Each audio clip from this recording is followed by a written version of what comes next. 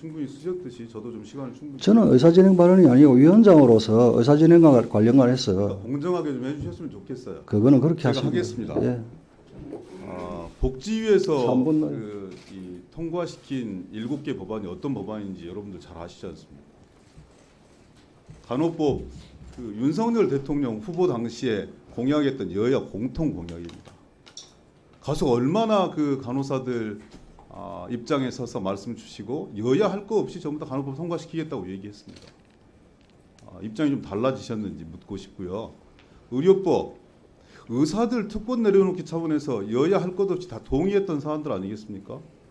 예를 들어서 아주 좀 이 성폭행범을 비롯한 사회적으로 용인될 수 없는 이런 범죄를 저질렀음에도 불구하고 의사 면허가 일정한 시간이 되면 다시 살아나는 것. 여기에 대해서 국민적 공분들이 얼마나 많았어요. 오지겠으면 여야 간에 만장일치로 통과를 시켰겠습니까?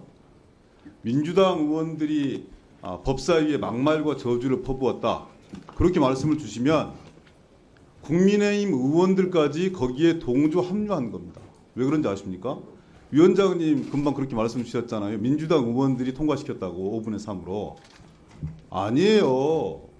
거기에 국민의힘 의원들 3분이 동조해 주셨다고요. 7개 법안 중에 6개 법안을 3분이 함께 해주셨고요. 1개 법안만 2분이 함께 해주신 거예요. 그거는 당론으로 강제하지 않았다면 여야 복지위원 전체가 통과시킨 문제의식에 동의한다. 이런 반증입니다. 왜 그런 사실은 다 눈 감고 민주당만이 일방적으로 처리했다. 이렇게 말씀 주십니까? 그건 사실에 대한 왜곡인 거죠. 민주당에게 다수당의 독주 프레임을 뒤집어 씌우려고 하는 거죠. 그런데 제가 말씀드린 이 사안들은 보건복지위원회에서 만장일치로 처리한 사안들이고 그리고 법사위에서 토론을 하지 않으니까 의협에 그렇게 중재안을 내라고 얘기를 했음에도 불구하고 어떤 의견이 오지 않으니까 민주당 주도로 진행을 한 것은 사실이지만 거기에 다수의 문제의식을 가진 국민의힘 의원들께서 동조해 주셨기 때문에 압도적인 표차로 5분의 4로 통과시켜낸 그런 사안들이에요. 이걸 어떻게 민주당 단독의 폭거다 이렇게 규정 지을 수 있습니까? 사실에 대한 왜곡입니다. 그리고요. 그렇기 때문에 저는 법사위가 월권하면 안 된다고 생각하는 거예요. 왜 법사위의 권한을 줄이자는 체계작구 심사에 주력하자는 그런 법안들에 합의했습니까?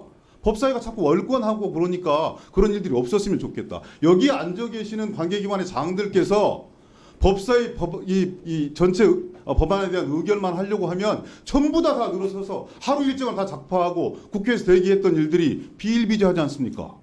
그래서 어떤 날은 하루 종일 대기하고 법안 심사 하나 하지도 못하고 그냥 간 일들이 비일비재하지 않았습니까?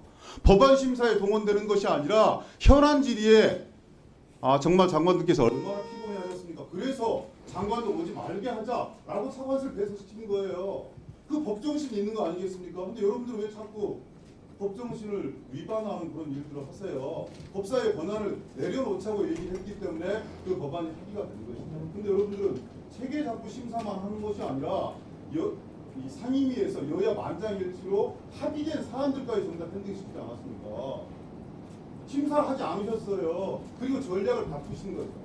지금까지 쟁점이 있는 사안들에 대해서 아예 상정을 하지 않았던 그런 전략을 구사하다가 아니 도대체 법사위가 법을 바꿨는데 왜 국민의힘은 그렇게 단독으로 독단적으로 운영을 하냐 이런 비판에 휩싸이고 또 하나 그러면 통과를 시키지 않겠다 토론도 하지 않겠다면 그러면 국회가 부여한 선진화법이 부여한 이런 다수결의 원칙에 의해서 5분의 3 요건들을 충족시켜서 본회의에 직회부하겠다 이러니까 이유 없이 토론을 하지 않은 것에 대한 빌미를 찾기 위해서 전체 펜딩되었던 모든 법안들을 상정시켜서 이성으로 보내려고 하는 전략을 구사하시는 거 아닙니까? 상황 설명을 해주셔야죠. 그리고 예전에는 이렇게 할 수밖에 없었던 이런 상황인데 바꿨다라고 입장이 변화된 것을 자, 정리해 주시죠. 집권 여당답게 국민들한테 고백하셨어야죠. 사실을 왜곡하고 팩트를 부정하고 유리한 사안들만 가지고 회의를 운영하시면 안 된다 이런 말씀드리는 거고요. 위원장님께 마지막으로 도움드립니다.